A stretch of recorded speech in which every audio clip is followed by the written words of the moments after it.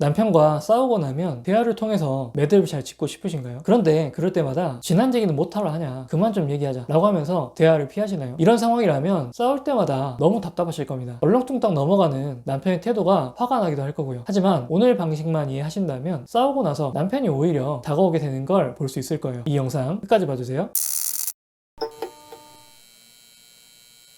아마 대부분의 여성분들은 남편과 싸움이 일어나면 이 싸움을 매듭짓기 위해서 솔직한 대화를 하고 싶을 겁니다. 만약 남편도 그리고 우리도 같이 하기를 원한다면 매우 건강하고 좋은 방식이죠. 상대방과 같이 대화를 나누면서 잘잘못에 대해서도 구분을 해보고 정리를 하게 된다면 미래에 같은 싸움을 방지할 수 있을 거니까요. 그리고 상대방의 솔직한 감정과 나의 감정을 주고받으면서 서로의 상처를 이해하고 공감을 해줄 수 있을 겁니다. 그래서 서로 간의 불편한 감정이 최대한 많이 해소될 수 있을 거예요. 하지만 싸우고 나서 남편이 우리와 대화를 통해 화해하는 방식을 계속 피하게 되면 아내 입장에서는 답답하고 억울할 수밖에 없을 겁니다. 우리는 어떻게 해서든 적극적으로 관계를 회복하기 위해서 이렇게 노력을 하는데 남편은 계속 피하기만 하니까 나만 관계를 위해 노력하는 것 같은 그런 억울함이 들고 남편이 정말 무책임한 사람이다 이런 느낌까지 들게 될 겁니다. 반대로 남편의 입장은 이럴 거예요. 아내와 이야기를 해서 문제가 해결될 일이 없다 이렇게 느낄 겁니다. 대화를 해도 또 다시 싸우게 될 수밖에 없거나 본인이 다 잘못했고 미안하다고 이야기를 해야만 대화가 끝날 것 같다는 생각을 하게 되는 거죠. 그래서 아내 입장에서는 문제를 해결하려고 대화를 시도하는데 남편은 싸움이 더 커지지를 않기를 바라면서 대화를 피하는 그 상황이 반복됩니다. 그리고 이 패턴은 쉽게 바뀌지 않는 패턴으로 굳어졌을 거예요. 그런데 가장 중요한 문제는 뭘까요? 이 모습이 반복될수록 아내만 손해를 보는 구조에 빠져나는 겁니다. 남편 입장에서는 대화를 회피하는 이 전략이 성공한다는 것을 알게 되니까요. 아, 싸우고 나면 나보다 아내가 더 힘들구나. 어차피 가만히 있으면 또 다가오겠지. 시간이 지나면 자연스럽게 해결되던데 라는 생각들만 하고 있으면 실제로 그렇게 돼버리죠. 그러면서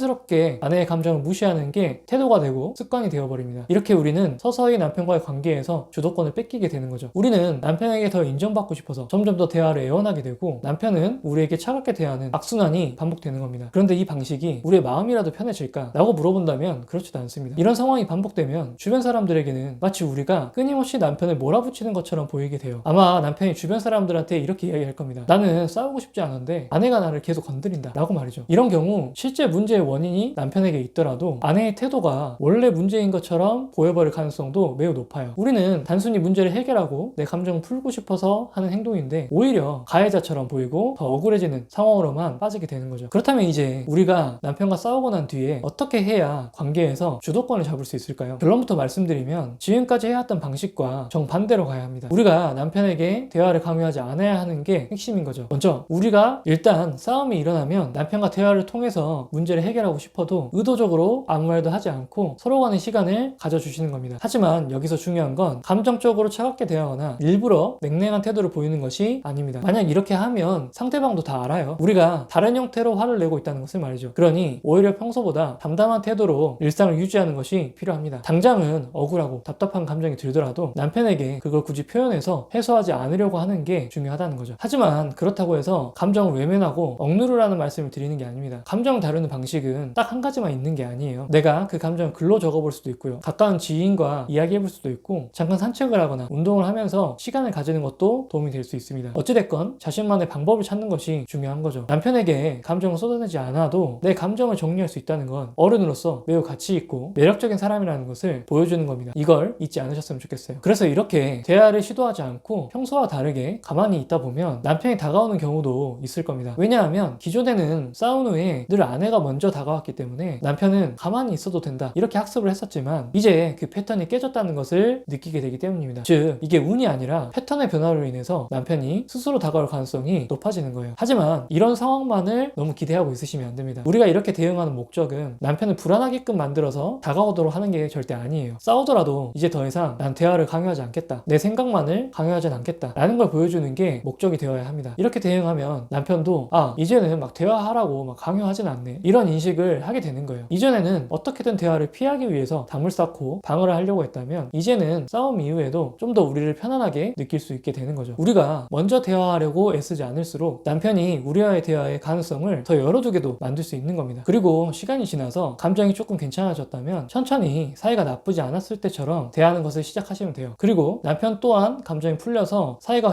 회복되었다면 그때 우리가 꼭 하고 싶었던 이야기를 하면 됩니다. 단 단 여기서도 싸웠던 것에 대해서 끄집어내서 대화를 하고자 하는 게 아닙니다. 내가 남편에게 원하는 것에 대해서만 이야기하시면 됩니다. 예를 들어 집에 물건 살 때 내 의견을 한 번이라도 물어봐줬으면 좋겠어. 내가 무조건 반대하진 않을게. 주말에 하루 정도는 아이를 같이 봐줄 시간을 내줬으면 해. 라는 형태로 앞으로 어떻게 해줬으면 좋겠다 라는 이야기를 짧게 이야기해 주시는 게 가장 좋습니다. 이런 방식으로 싸움 이후에 대응을 하게 되었을 때 남편에게 끌려다니지 않고 관계를 잘 회복할 수 있게 될 겁니다. 그리고 우리가 남편에게 하고 싶은 말, 당부하고 싶은 말도 대화를 통해서 화해를 해서 결론을 지으려고 하는 것보다 훨씬 더 남편에게 잘 전달이 될 거예요. 물론 이렇게 대응해야 된다고 말씀드리면 억울한 느낌이 드시는 분들도 있을 겁니다. 이렇게 하면 저는 감정이 더 쌓여서 우라통이 터질 것 같아요 라고 말이죠. 근데 이건 반대로도 생각하실 수 있어야 합니다. 아까 말씀드린 것처럼 감정을 조절하는 방식은 다양합니다. 어떤 분들은 내 감정을 누구에게 표현하고 이야기를 해야 풀린다 라고 생각하실 수도 있겠지만, 또 어떤 분들은 개인적인 시간을 가지고 그 감정이 가라앉을 때까지 기다리는 걸 선호하실 수도 있습니다. 우리는 이 두 가지 방식을 모두 다 존중을 해줘야 해요. 남편이 감정을 다루는데 우리와 같은 방식을 선호하는 사람이면 너무너무 좋겠지만, 그렇지 않는다고 해서 강요해서는 안 됩니다. 말씀드렸듯이 강요하면 할수록 상대방은 방어적으로 될 수밖에 없으니까요. 그러니 남편이 우리와 같은 방식을 선호하지 않는다면 남편에게서 쏟아내서 풀 수 있다는 기대는 빨리 내려놓으시는 게 좋습니다. 그리고 감정을 조절할 수 있는 새로운 방식을 배워야 될 필요도 있는 겁니다. 그리고 이렇게 대응하면 처음에는 남편이 더 차가워지는 경우도 있을 겁니다. 그렇다고 해서 덜컥 겁을 먹지 마세요. 만약 남편이 더 차갑게 굴기 시작한다면 이건 우리의 기존의 방식이 얼마나 잘못된 방식이었는지를 알려주는 거라고 해석하셔야 합니다. 왜냐하면 남편은 우리에게 더 차갑게 대하면 우리가 무너져서 다가올 것을 알기 때문에 그렇게 행동하는 거거든요. 그러니 더 차갑게 할까봐, 혹은 한두 번 시도했는데 효과가 없을 것 같아서 포기하지 않으셨으면 좋겠습니다. 일관성이 있게 지속적으로 밀어붙여 보시는 게 좋을 것 같아요. 최소한 내가 남편에게 대화를 강요하고 싸움을 부추기는 사람이 되어 있지는 않을 겁니다.